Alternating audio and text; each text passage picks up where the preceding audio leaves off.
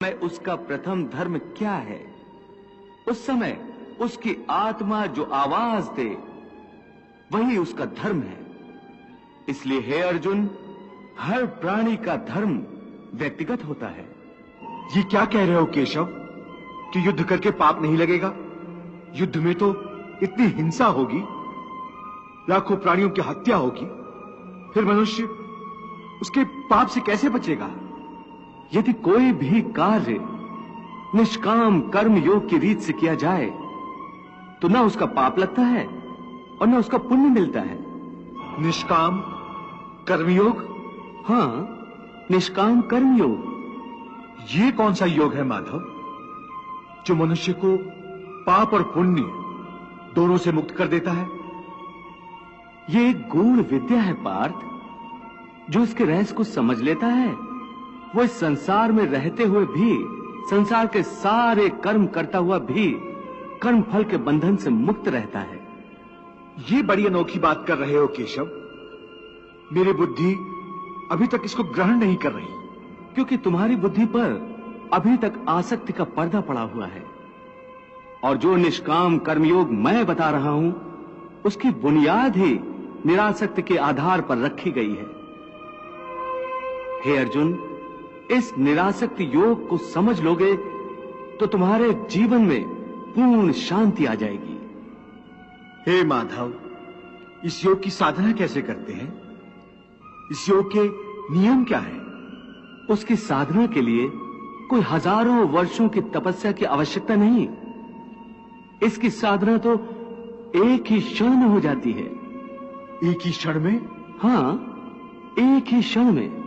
जिस क्षण में प्राणी अपने मन का रवैया बदल लेता है वही क्षण। परंतु हे केशव, कोई भी मनुष्य एक ही क्षण में आसक्ति को कैसे छोड़ सकता है?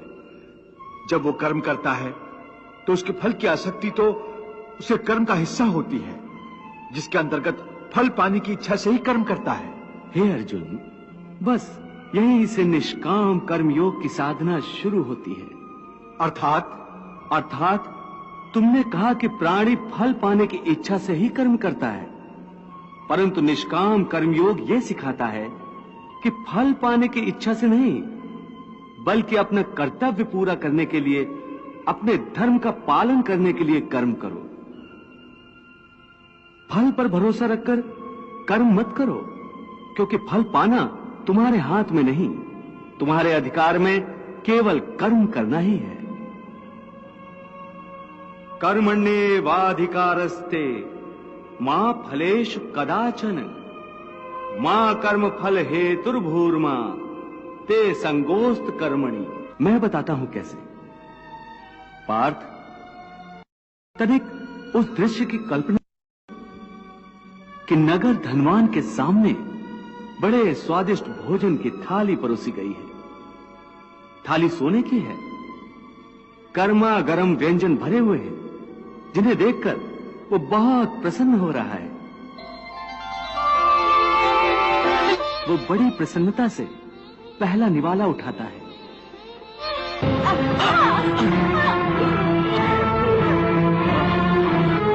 देख लिया कि प्रारब्ध में न हो तो मुंह तक पहुंचकर भी निवाला छिन जाता है।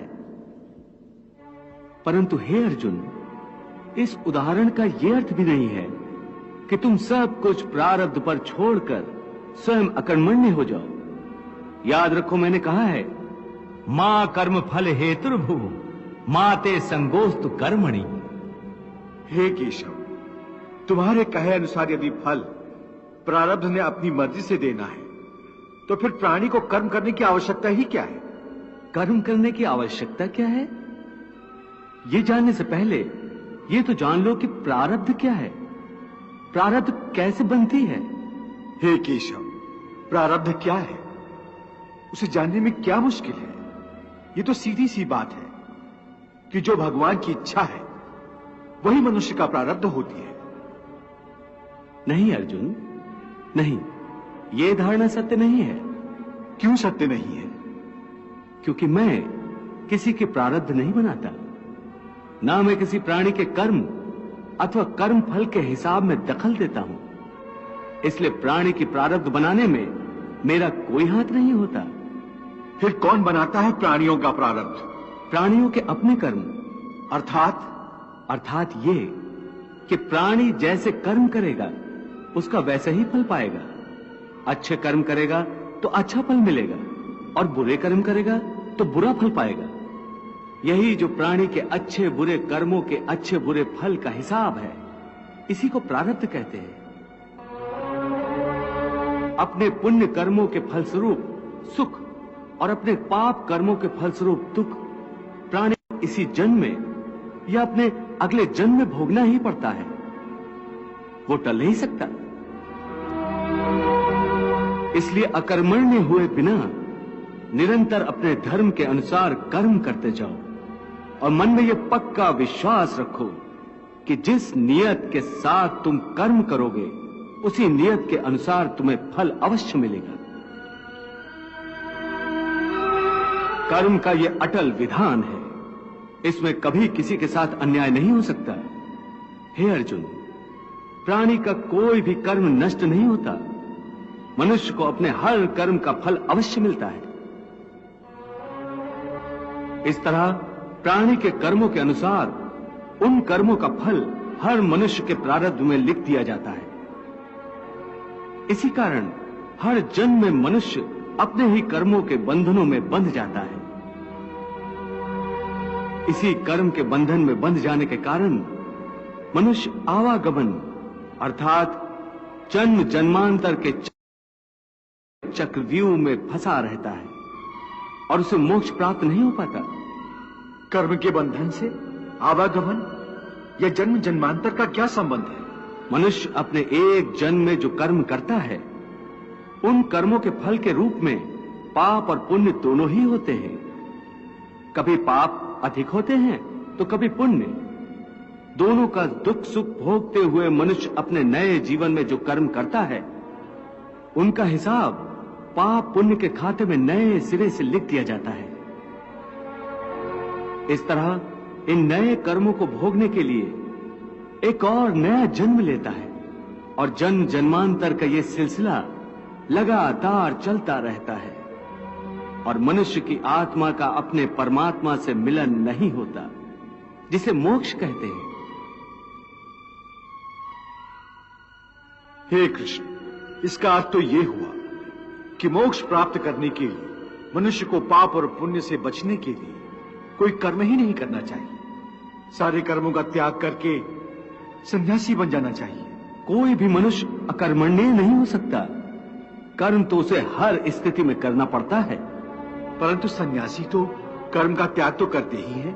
हे पार्थ, सन्यासी भी कर्मों का त्याग नहीं करते, न ही कर सकते हैं। मैंने पहले ही कहा था कि सन्यासी भी कर्म करते हैं। खाना पीना, उठना बैठना, तपस्या करना, साधना करना, ये सब भी तो कर्म ही है। कर्म से कोई कैसे मुक्त हो सकता है? हे केशव, जब कर्म से मनुष्य मुक्त नहीं हो सकता तो वो कर्म कैसे करे कि उसे पाप और पुण्य से मुक्ति मिले? हे पार्थ, इसका तरीका यह है कि मनुष्य फल की इच्छा त्याग कर कर्म को अपना धर्म समझकर करे। फल उसे अवश्य मिलेगा, परंतु इस फल का वो विधान की इच्छा समझकर स्वीकार करे। ज्ञानी पुरुष इसी योग को अपनाकर कर्म योगी बन जाते हैं। वाह प्रभु वाह,